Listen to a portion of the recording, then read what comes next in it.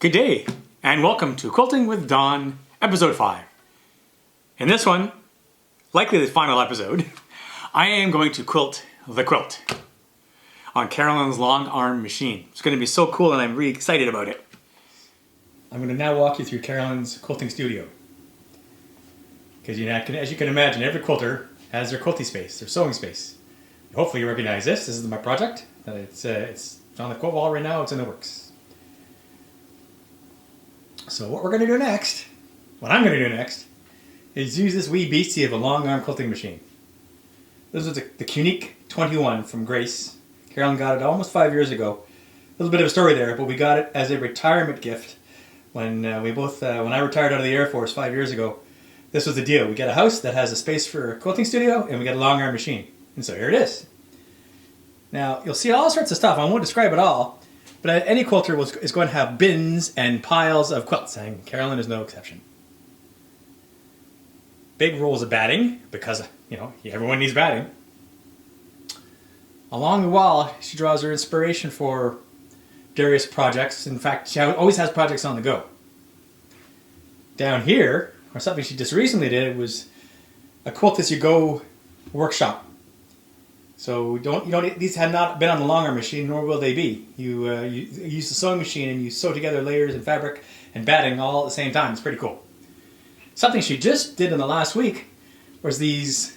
There's a special word for it, but there's no batting on these two pieces, sets of fabric. The idea is to look like a stained glass window, so you can see that here. You do seam work so that they actually tuck around on themselves and make a nice solid seam that shows through, like you see here. And this is the one she's got in the works now. Every studio, of course, will have an ironing board with their trusty Olaso iron. This is her third one because she uses them so much. The first two just died. Yeah, they work great though. Moving right along, you've got the walls of stuff. All the threads that she has, and to the right, buttons and bows, all the adhesives and things, just the miscellaneous, if you will. Yeah. Here's her sewing station with her trusty Kenmore sewing machine she's had at least 25 years. And it works great.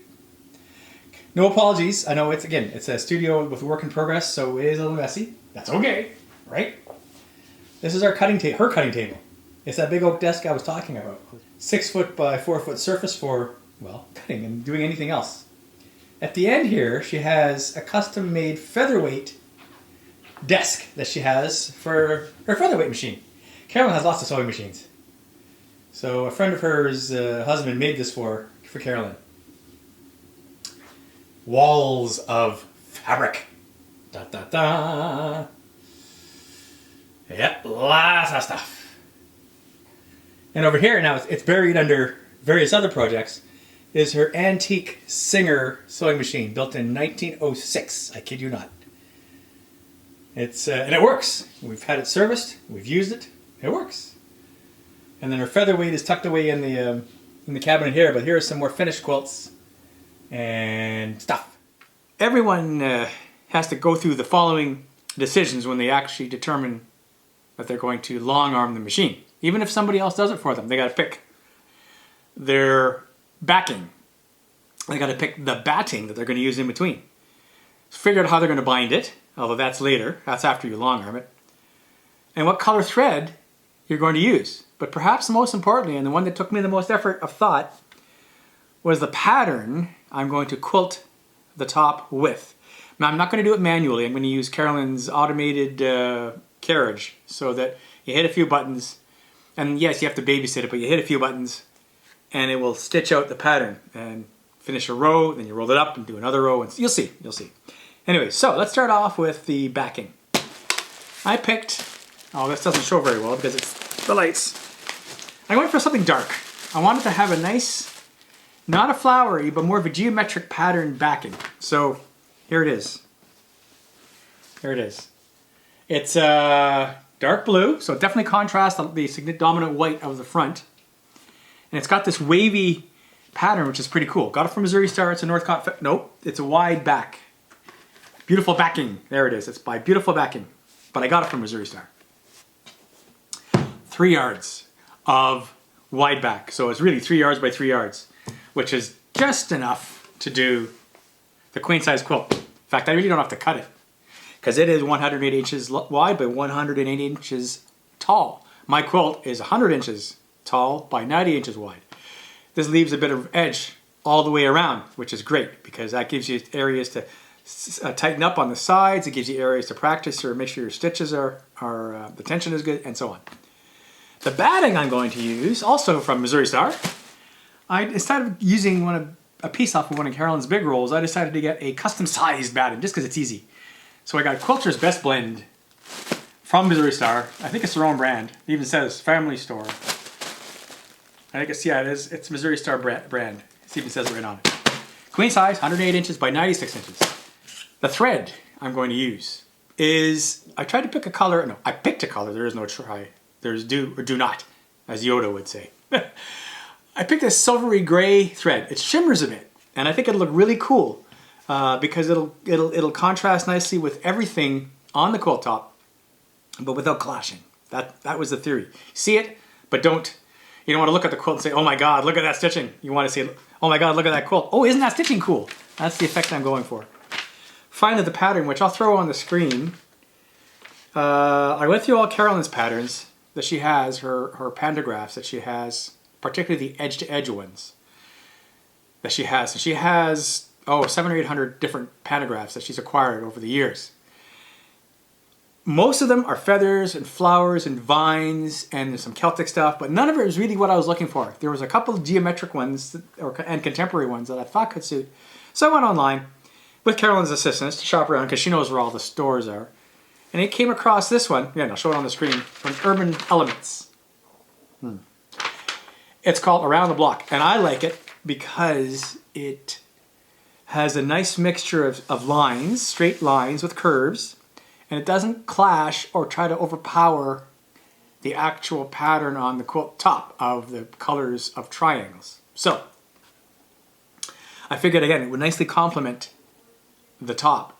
And the big decision I have to do next is how tightly or what size I want that pantograph to be that will be replicated along the quilt top. Because if you make it too tight, it overpowers, but if you make it too loose, what's the point? I want to actually have you see something. All right, we're going to do this pinning the quilt onto the frame. It's a 10-foot frame, and I was just talking to Carolyn, and she says, she did it over again, she would have got a 12-foot frame. It's like, I think it's 1 or 2 foot-itis. Whenever you have a boat, you always want more. Well, I think maybe Carolyn is pacing that with the quilting machine. But anyway, so the sequence is going to be, and then I'll talk about it when I'm done, but the sequence is going to be pin on the backing, and I've got the wrong side up, obviously, because it's going to be underneath the quilt. Then you put on the batting, and then you put on the top, and you roll it all up. So you'll see.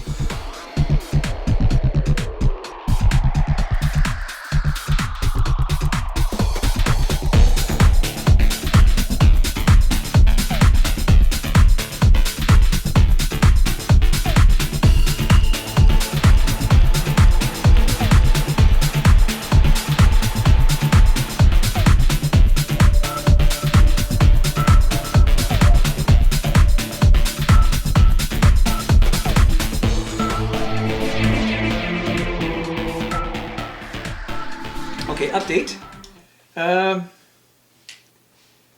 Things never go as smoothly and as quickly as you think they will. It is now 6:30 at night.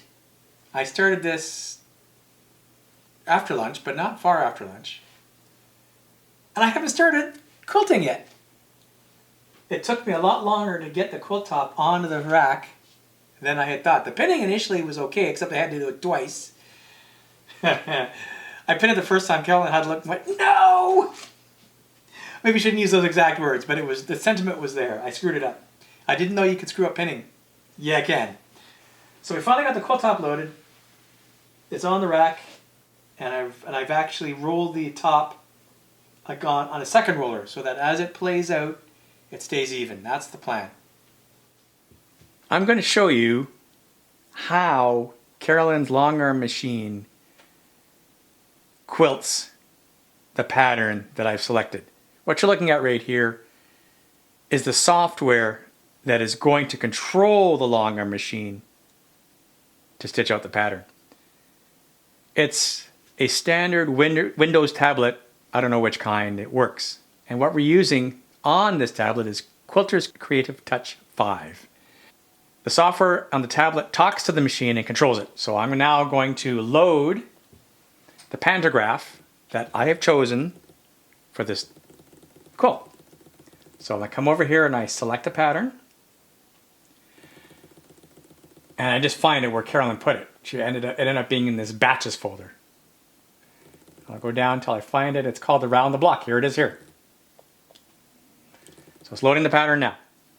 Now it gives it a default size of everything. I have to put in the size of the quilt and the size I actually want for the pattern.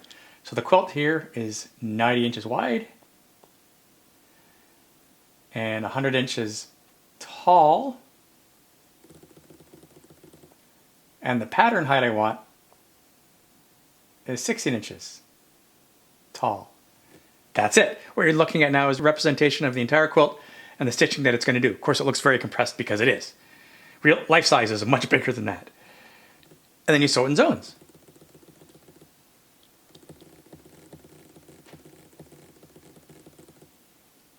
I'm now going to show what it looks like as a zone.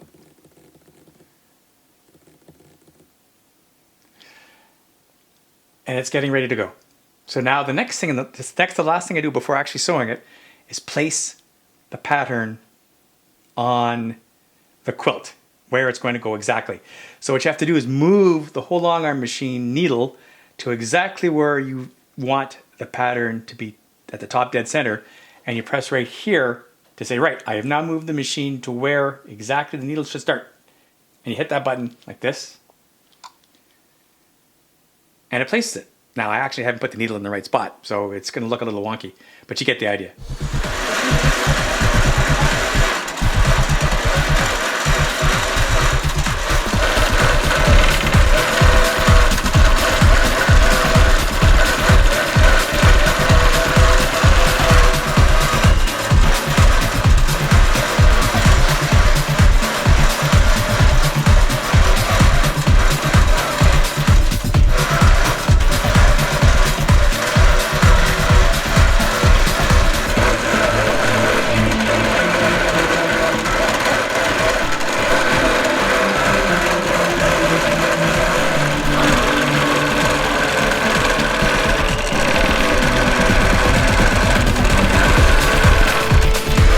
Is doing all right, but I had to actually unsew 2,000 stitches at the beginning of this zone because what I had not done correctly this time, it's going pretty well. I was by myself, Carolyn was away, I was using the machine, everything was going well.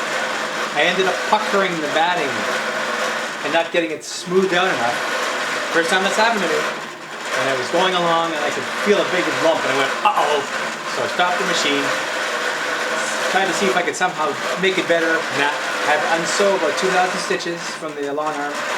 Carolyn, by that point, had come back and she said, what have you done? She helped me unsew. And now she's working again.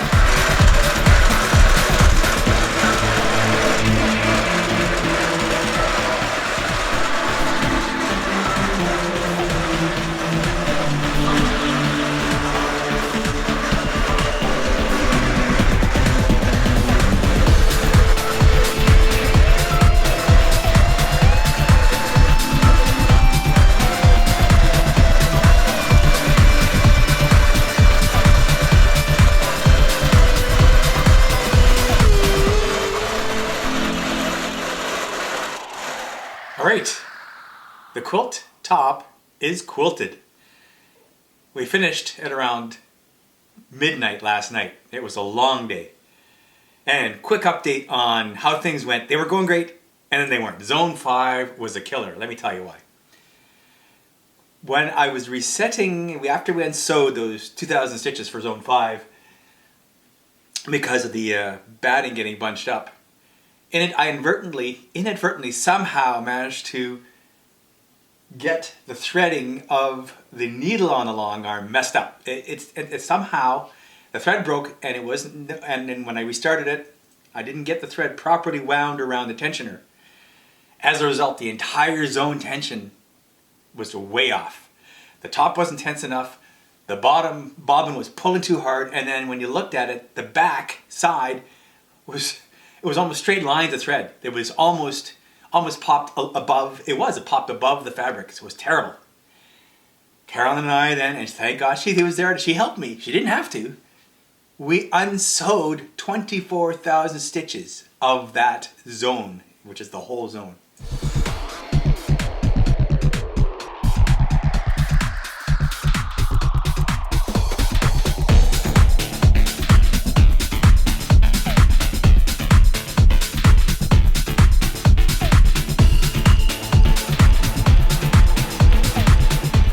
All right, check this out. Close up of the quilt. See the stitching? Doesn't look fabulous? Now here's the back, which you haven't really had a chance to see it. That's what the pattern looks like on the solid fabric. Doesn't that backing look great? And done.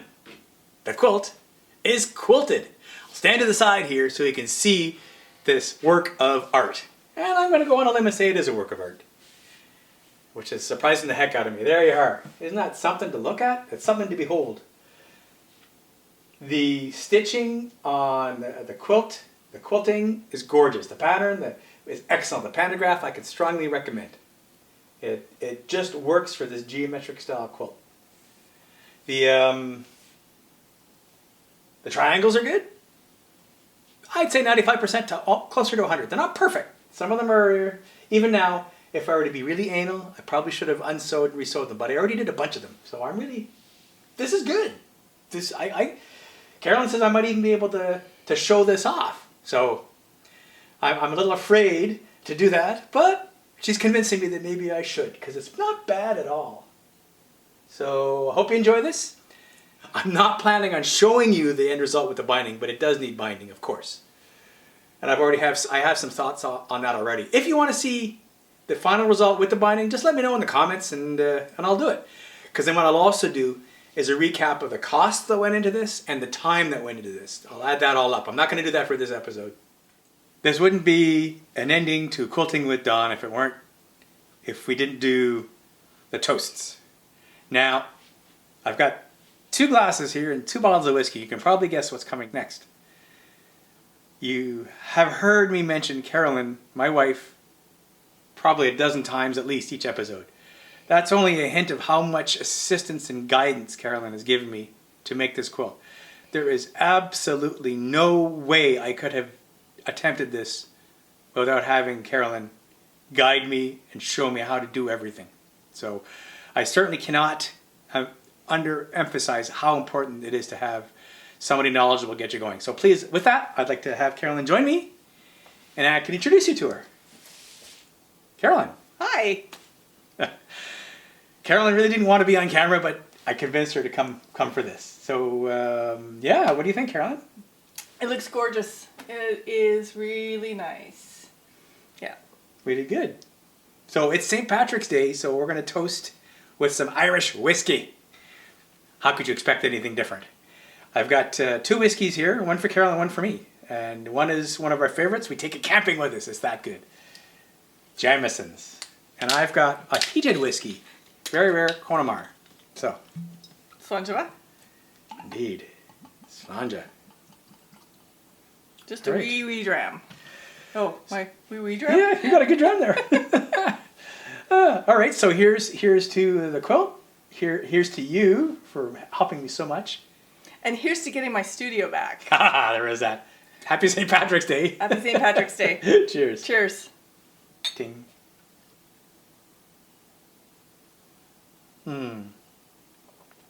It's good whiskey. Lovely. All right. And yet another great use of an ironing board. Yes, some of you noticed that.